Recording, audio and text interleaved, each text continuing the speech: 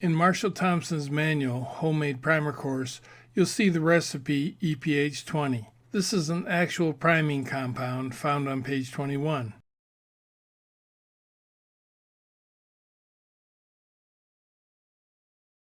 EPH 20 is made up of ingredient number 1, 35% lead nitrate. Next is lead hypophosphite, ingredient number 2. This is also 11.6 grains. It makes up for an additional 35% of the total recipe. For technical reasons, you always match grain for grain the weight of ingredient number 1 with an equal portion of ingredient number 2. This comes from the lab you conduct. You make your own, but together they make 70% of the recipe. It's not necessary to change either of these two ingredients. That's not our focus. These two ingredients, when intimately mixed, make go juice. After activation, these two initiate or start the reaction in the primer.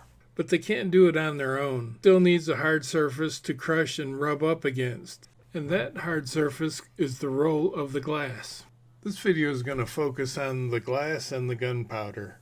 Everybody is familiar with glass, but few of us have ever observed it ground up to the consistency of flour. The other ingredient is gunpowder. It's ground up using the glass as the grinding media.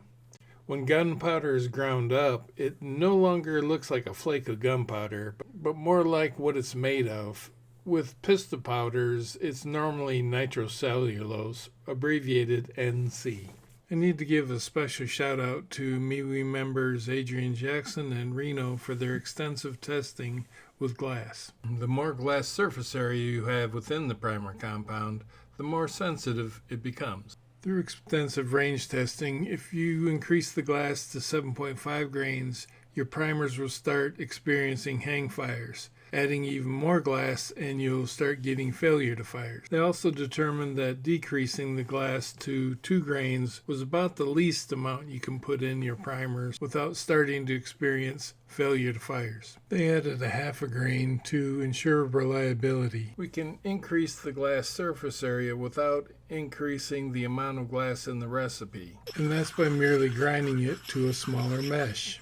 At this time, I don't think the lower limit has been tested with borosilicate glass mesh 325. As you decrease the amount of glass in the recipe, you can fill the void with NC or ground gunpowder. After the initiators start the reactions, it needs fuel to keep things going, and NC is that fuel. So EPH 20 starts at 50-50 glass to NC. You can increase the amount of NC to increase the power of the primer, and you increase the sensitivity of the primer by increasing the amount of glass at the expense of some power. Do you remember when I said use glass as the grinding media to break down the gunpowder? Well, it turns out you need a certain amount of glass to be able to break down the gunpowder. Adrian must have the forearms of Popeye, for he painstakingly studied the gunpowder glass ratio. For your review, I published his findings in a table in the video description below this video. The end result of his findings are the same portions of ingredients 1 and 2, that's a given, along with 7.5 grains of NC and 2.5 grains of glass. Generally speaking, EPH 20 is for pistol rounds, but generally not considered hot enough for rifle rounds. And Adrian's mod may work for rifle rounds as well, but rifle rounds with their slower burning powders also need some help.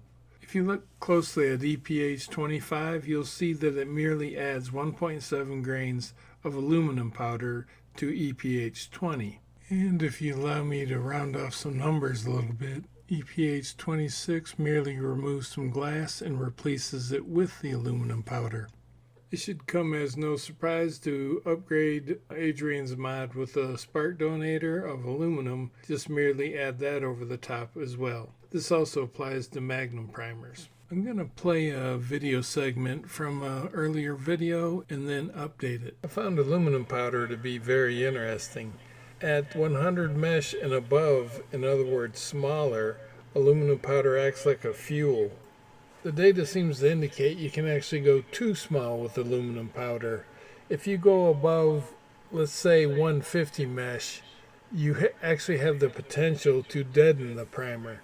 So let's stay on the larger sizes, 100 mesh through 150. However, aluminum powder mesh between 80 and 100 will produce sparks, and that is very desirable with rifle rounds and their slower burning powders. This is due to the surface area of the aluminum in contact with the air will burn away.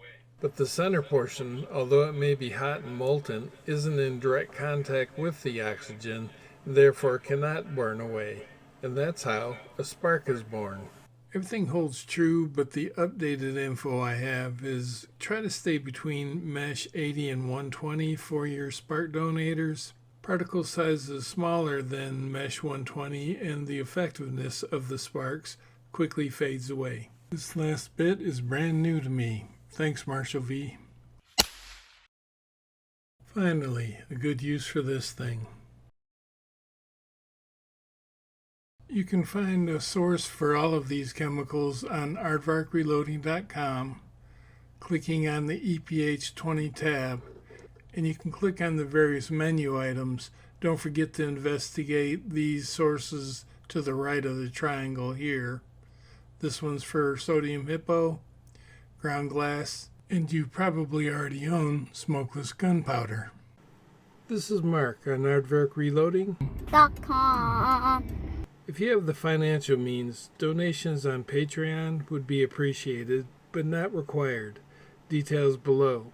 If you already are a contributor, I really couldn't afford to publish or maintain this site on my own. Thank you. Feel free to ask questions at the MeWe group called Primer Reloading for Beginners. Hope to see you there.